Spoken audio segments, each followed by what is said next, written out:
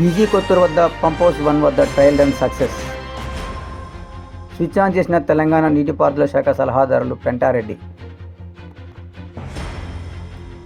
తెలంగాణ ప్రభుత్వం ప్రతిష్టాత్మకంగా నిర్మిస్తున్న Sitarama lift irrigation project pump house 1 మొదటి లిఫ్ట్ స్విచ్ ఆన్ చేసి ప్రారంభించిన తెలంగాణ నీటిపారుదల శాఖ సలహాదారులు పెంటారెడ్డి. ఈ కార్యక్రమంలో వ్యవసాయ శాఖ మంత్రి తుమ్మల నాగేశ్వరరావు పాల్గొన్నారు. ముందుగా పంప్ హౌస్ 1 నుండి 1500 క్యూసెక్కుల నీటి విడుదల చేశారు.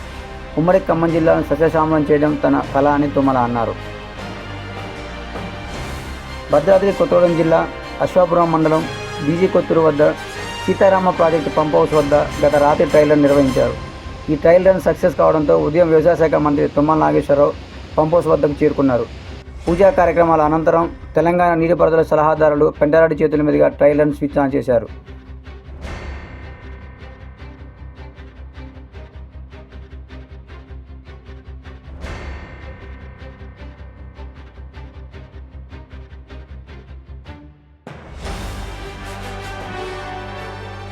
అక్కడి నుండి వాటర్ లిఫ్ట్ వద్దకు వెళ్లి తుమ్మల నాగేశ్వరరావు భూమి మట్టిని నెత్తిన చల్లుకొని నమస్కరించారు.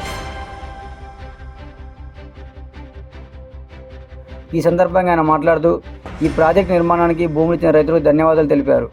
భద్రాద్రి సీతారామచంద్రస్వామి ఆశీస్సులతో ప్రాజెక్టు ట్రయల్ రన్ విజయవంతమైందని, ప్రాజెక్టు పూర్తయితే 10 లక్షల ఎకరాలకు సాగునీరు అందుతుందని, ఈ ఆగస్టు వరకు వైరా లింక్ కెనాల్ పూర్తి చేసే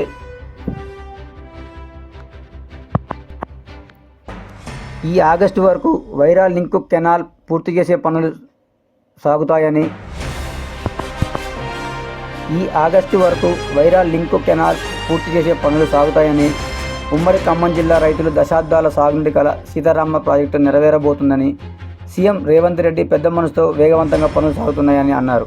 ఈ కార్యక్రమంలో Bhadrachalam MLA Tellam Venkatrao, DCCB director Thulluri Brahmayya మరియు ఇరిగేషన్ శాఖ అధికారులు పాల్గొన్నారు.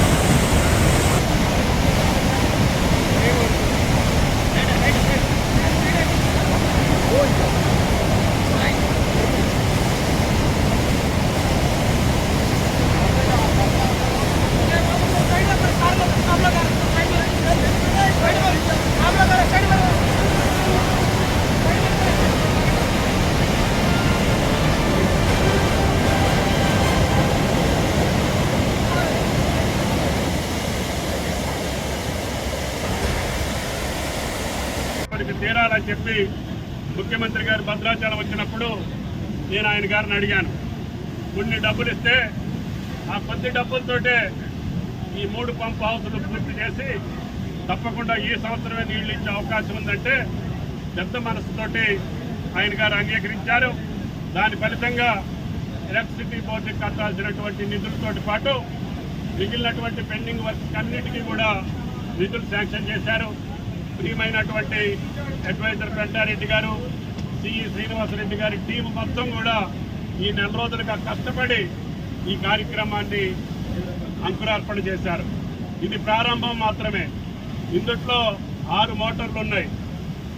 9000 క్యూసెక్కులు గోదావరి జలాలు ఎత్తి ఈ కాలంలో పోసే ఈ మొదటి లిఫ్ట్ ఇరిగేషన్ బీజీ కొత్తూరు. దీని తర్వాత పూసుగూడెం సెకండ్ లిఫ్ట్ ఇరిగేషన్, మూడోది కమలాపురం థర్డ్ లిఫ్ట్ ఇరిగేషన్.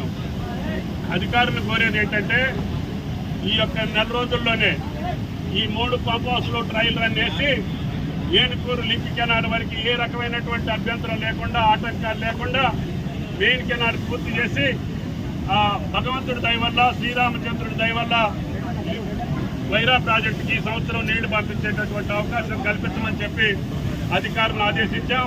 వాళ్ళు అదే పట్టుదలతోటి రేయింబాబుళ్ళు కృషి చేసి పనిచేస్తున్నారు. ఇరిగేషన్ శాఖ మంత్రులు కూడా ఇప్పుడే ఈ రైతాంగానికి శుభాకాంక్షలు తెలియజేశారు.